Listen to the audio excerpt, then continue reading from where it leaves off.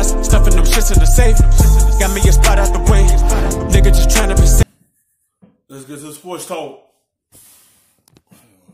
Tim Legler alongside, and we were going to look at the lens of Milwaukee and everyone else, and Miami is one of the everyone else's, and now they add Iguodala. How's that change how they're seen? Well, there's no question about it. Andre Iguodala, to me, is the kind of guy that any one of the contending teams should have been going after because of what he brings. You're talking about his playmaking ability, his defensive prowess, we know that, but there's something else about him, and it's that leadership presence, right? And having been there and done it in huge moments. This is not a guy we've ever regarded as a great shooter. Nope. But didn't it seem like every single one he needed to make in Golden State he made? Without question. I don't care what your stats say you are. Like, I want you to shoot, right, Andre, in the playoffs if it matters. I want you shooting the ball. So I don't care what the stats say. Makes you pay. Yeah. And I think, he talked about working with those young guys. And Adebayo, Jimmy Butler's going to do his thing. But Iguodala, his playmaking ability, passing vision, his IQ for the game, that's where his impact's going to be felt the most. So they add Gallinari to that mix as well. Man, you've got a situation out down in Miami where maybe you rethink who is the legitimate challenger to the Bucks. And the reason that we ought to use the Bucks as this benchmark is A, they have the MVP, B, they're 43 and. It's a simple fact is Andre had that championship experience. He been to 5 finals, had 3 rings, and he bring that tenacity to Miami. Miami already had that pedigree, that mindset of lockdown defenders on their team. You see the impact that Jimmy Butler have on them already. Now you add on a championship-minded veteran with that young group, also a good defender with another good defender in Jimmy Butler. That could help Miami playoff run.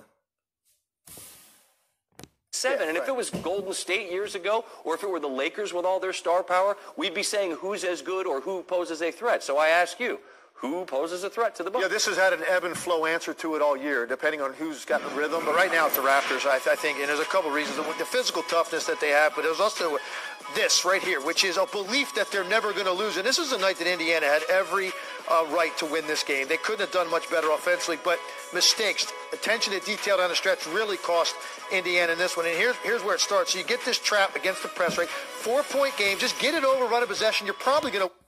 It's a simple fact is. You see Sabonis is leap up the feet, up the court. Why wouldn't you just help and get it out to him and get it past half court and you steady dribbling and steady doing an outlet to him? And disaster happens when you don't do that and you wait too long. And I know something is about to happen when they do the wrong thing. Like, if you see him in front of his man, get the basketball out. Don't hold it. Don't dribble up. And then you tend to look behind you instead of looking in front of you. Win this game. Right now, Scott, this ball has to go to the middle of the floor. You've drawn 2 defenders, get it to the middle, and then Sabonis is good enough, even if it's a couple power dribbles or wants to advance it, this ball is going to go across half court. Instead, it comes back to Brogdon. No big deal. It can get reversed. But here's the thing. When the ball came from that side, you basically have 3 guys on that side of the floor. It has to go here right now quickly. Instead, look where his eyes are locked in. Sabonis looks open, but when he doesn't account for... Now they looking to give it to Sabonis when they should have been gave it to him. Don't look now, he have a defender on him. Now that's going to get Siakam a chance to recover. I just said it. Why will you look behind you and then wait till somebody get on him to try to pass in the basketball when you got another open guy over here in the corner to get it up the floor? Siakam. Yeah, you see some length coming, don't you? Yeah. Right. What he doesn't account for is this long arm right here of Siakam, who makes an incredible effort play to get back, get the deflection, get the steal. Here they go. Brogdon gets out of the way. You don't want to foul here. Cut it to 2. Now, after the next stop, here's another little detail that got away from them. You got the penetration by Lowry, and initially looks pretty good, right? Two guys rotate over, take away the layup. So now this becomes an isolation possession to basically win the game, and they're in really good shape. You got Sabonis here with Ibaka, Oladipo lined up with Lowry. The problem is this. They're so focused on staring at Siakam, they don't notice this. Both of these guys now have interchanged. They're in different places. The problem is, look at the heads of the two. Why is Sabonis and Debo is looking at one guy when you see it's 2 guys in that corner and y'all ain't even noticing he's about to pass out to Lowry and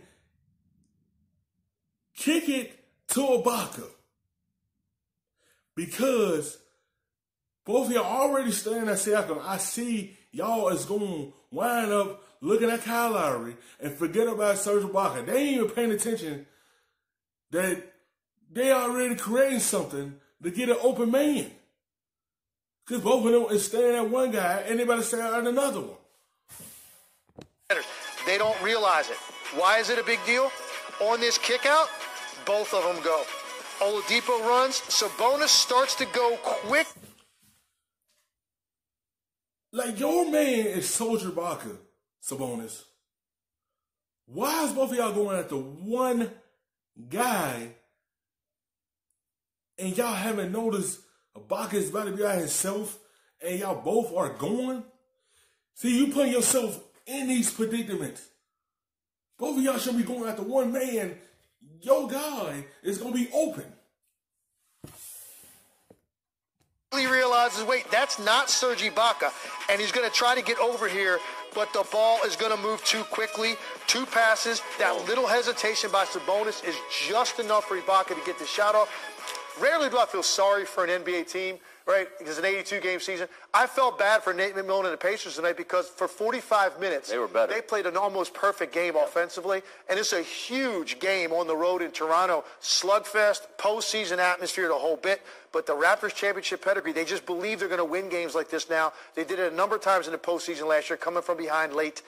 They believe now that these games belong to them. And as a result, because of the pedigree and the toughness, I think now this might be the team you look at and say, I could see them in the conference finals with the Bucks. And again, we were pointing that out throughout halftime of the games that we just followed. They've got a better record through the same number of games as they had last year with Kawhi. I get not having Kawhi if you go head-to-head with the Bucks and Giannis is an issue, a big one.